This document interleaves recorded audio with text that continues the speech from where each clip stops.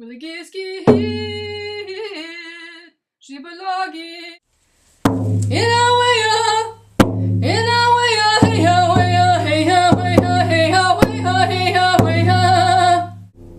Hello again. Gwe, bonjour. My name is WhiteDove from the Wabanaki Nations here in the northeast of the United States and eastern Canada, which includes my beautiful state of Maine, where I live. The Wabanaki Nations include the Passamaquoddy, the Penobscot, the Maliseet, the Micmac, and the Abenaki Nations.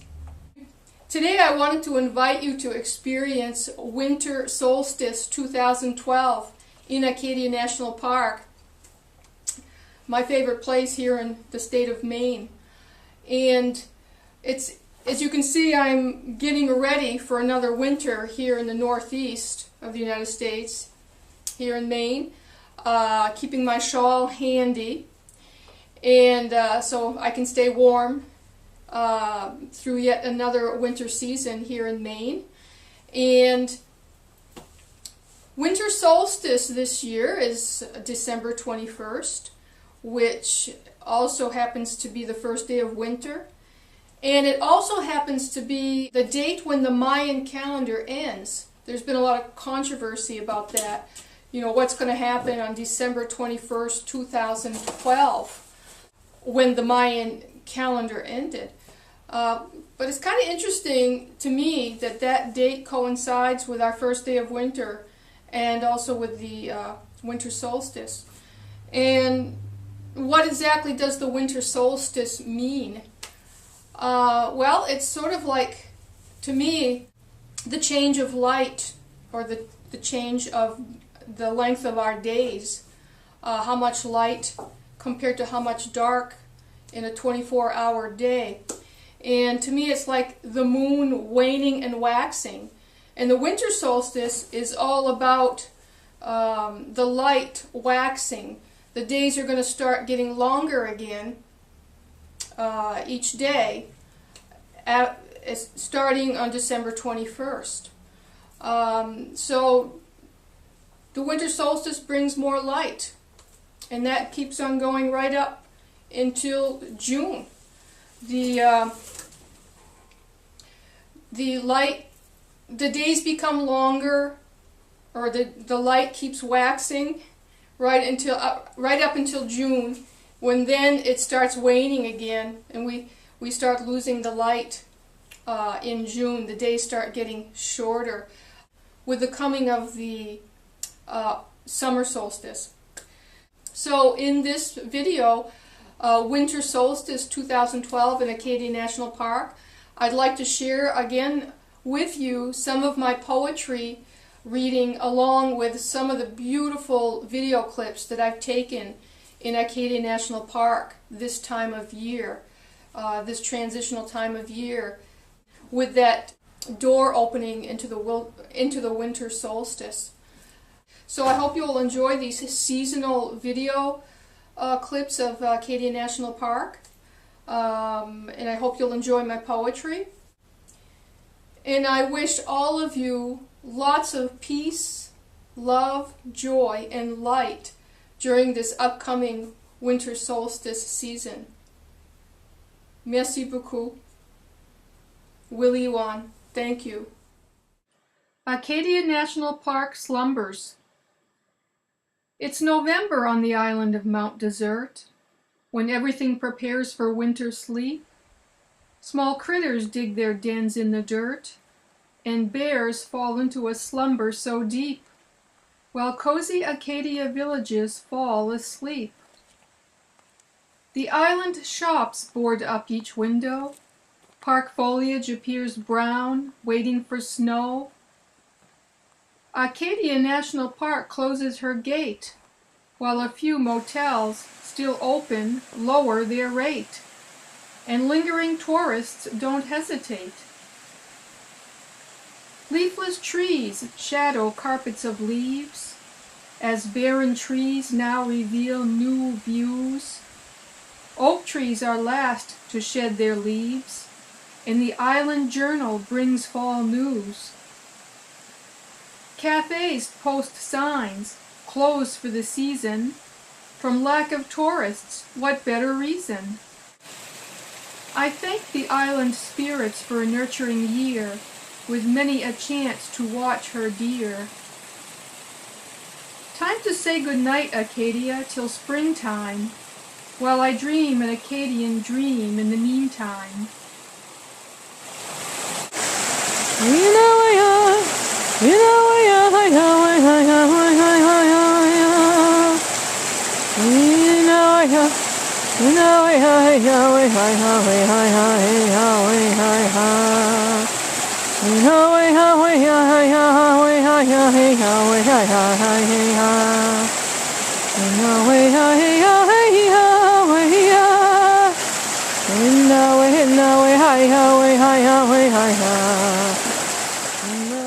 The Acadian Dream.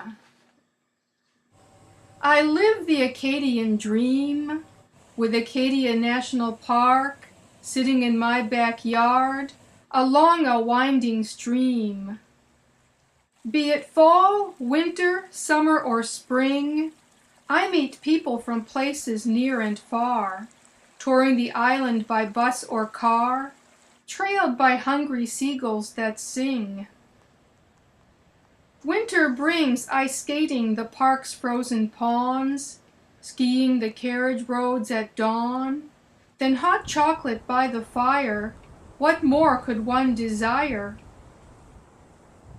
Winter Solstice opens doors to a winter wonderland that's yours. From snow-covered shores, docked dinghies and oars, to snow-covered mountains and cliffs, so much to explore, all of nature's gifts, the seagulls that soar, and thunder whole that roars. I live where the mountains meet the sea, plenty to do for you and me. At Jordan Pond we have afternoon tea, after cycling carriage roads with glee. Mornings I walk the shore path, evenings the trail to Sand Beach, where I indulge in a saltwater bath after days at the place where I teach. Island winters invite quiet meditation and a time for deep contemplation, with thoughts about land conservation, protecting nature for the future generation.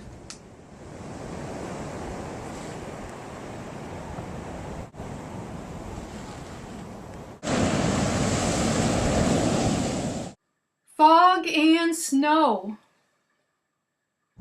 I hear the foghorns in my head as I get up from my comfy bed. I peek out the window and see the fog extending her shroud to the nearby bog, where I hear the loud sound of the bullfrog. Oh my, I now hear strong winds blow, and lobster boats dock themselves all in a row, as the Coast Guard prepares itself to go, when all of a sudden it begins to snow. As I stare out the window with my cup of joe, I notice the tide is again low. The boats in the harbor now going slow. Marine Patrol cuts through the fog like a pro, in order to give struggling boats a tow. Then I catch a glimpse of a crazy crow, darting through the fog like an arrow in bow, as the tide continues to ebb and flow. This is the drama of Maine's coastal living, with fog, wind, and tides that keep on giving. This is a culture all in itself, a way of life I prefer myself.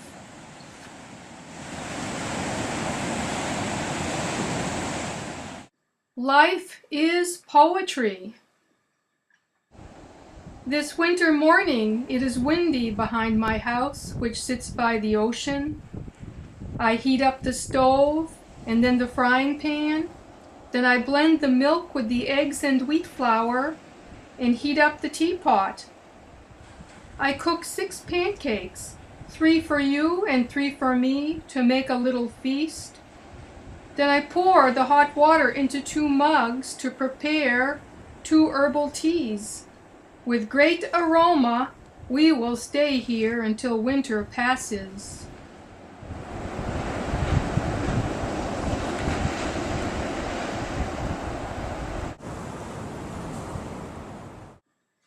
B&B by the sea. A bed and breakfast by the sea. Brass ship captain lanterns welcome on the porch both you and me. And seabirds on the sand, terns. I found here a vision so I could make a decision to pursue my dreams, no matter how reality seems. The crackling fireplace inviting us into the foyer, we sit by the fire and discover our place. We hear the surf outside as we sign the guest book. What do we decide for the future outlook? This place invokes the call of whale and the songs of nightingale, ever expansive as whale's tail, where ocean and trade wind prevail. The salt air fills this B&B with what my life could be, with brand new eyes to see, my thoughts now set free, sea to shining sea.